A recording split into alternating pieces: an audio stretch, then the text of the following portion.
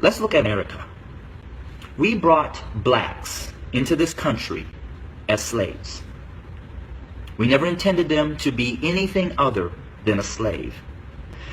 But they began to grow in number and in power, and eventually they fought their way to some freedom. So we became even more cruel, and to keep our black Americans down, we lynched.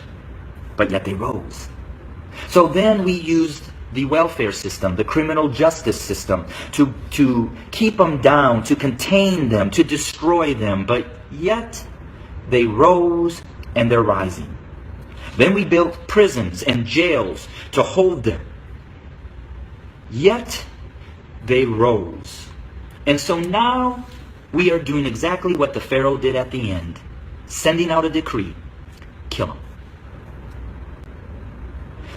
So until we admit that when we wrote this Constitution that all men are created equal, that we never intended to include our black brothers and sisters, our nation may end up facing exactly what the Egyptians faced when they refused to let God's people go. So I'm going to say this to my white fellow Americans, that the bloodshed that is on its way is not on the hands of our fellow black Americans, but is on our hands.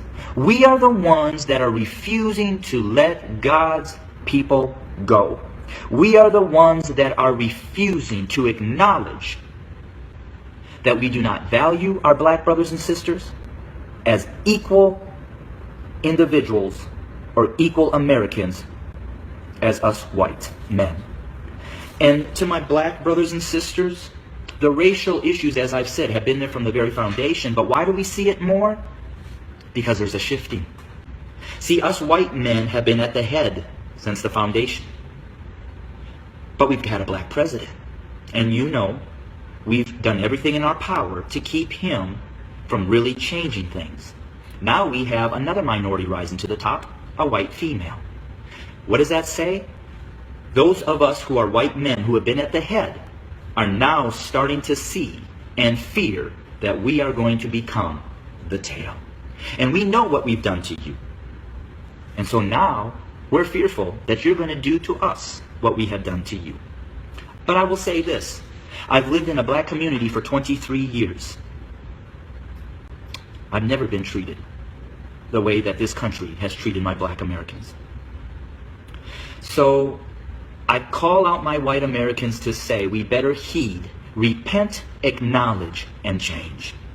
Because if we don't, I just want to again say this: the bloodshed that we will experience is on our hands, not the hands of our fellow black Americans.